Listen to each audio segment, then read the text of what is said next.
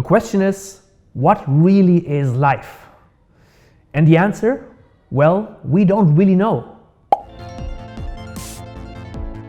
Oxygen, cells, RNA, DNA, proteins, Mitosis, cells dividing, amoeba, neurons, parallel evolution, consciousness, intelligence, artificial intelligence, extraterrestrial life, Drake equation, past, present, and future.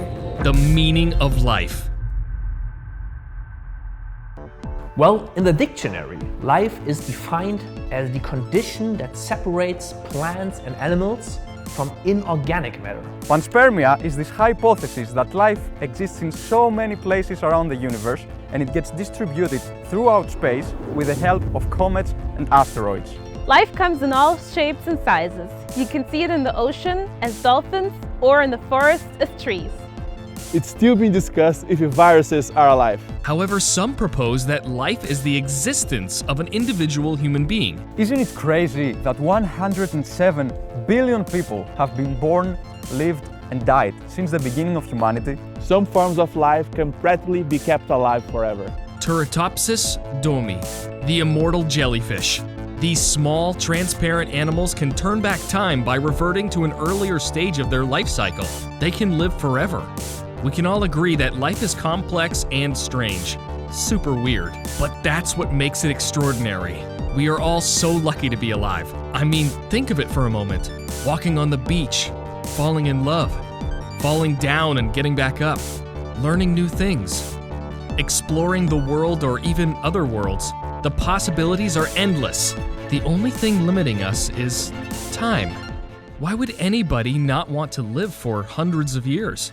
Some organisms can literally pause their life and then restart it once conditions are better. Biostasis, pausing life, putting life on hold. Wood frogs cool down every winter, practically freeze, and wait until it gets warmer. Their hearts stop beating entirely for weeks or even months. What if I told you that there's a chance that humans could do the same thing? Cryopreservation. Cryopreservation is the concept of cooling down the human body right after legal death and using a cryoprotective agent to make sure that the cells, and most importantly the human brain, stays intact. The whole idea is that one day in the distant future, scientists might be able to bring you back and cure whatever caused your death in the first place. But does it work? This concept, although still a hypothesis, is fundamentally possible based on what we know about biology. It's a backdoor to the future, a second chance. Imagine this. You're on an airplane that's about to crash at any minute and you have no chance of survival. But the pilot says that there may be hope. The plane happens to be transferring a shipment of experimental parachutes and you can use one.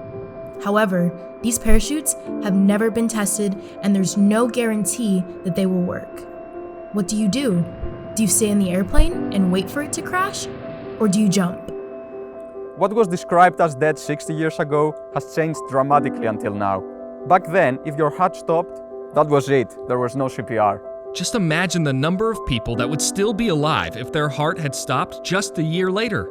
Benjamin Franklin wrote, "I wish it were possible to invent a method of embalming drowned persons in such a manner that they might be recalled to life at any period, however distant." Hundreds of people have already been cryopreserved, and thousands more have signed up for it. How amazing is that? You, me, everybody who's currently alive has the actual chance to see the far future.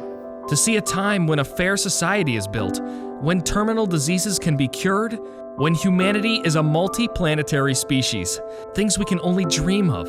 How extraordinary is that? We just need to get there. We need to make sure that you, me, we are around when the future we dream of actually happens.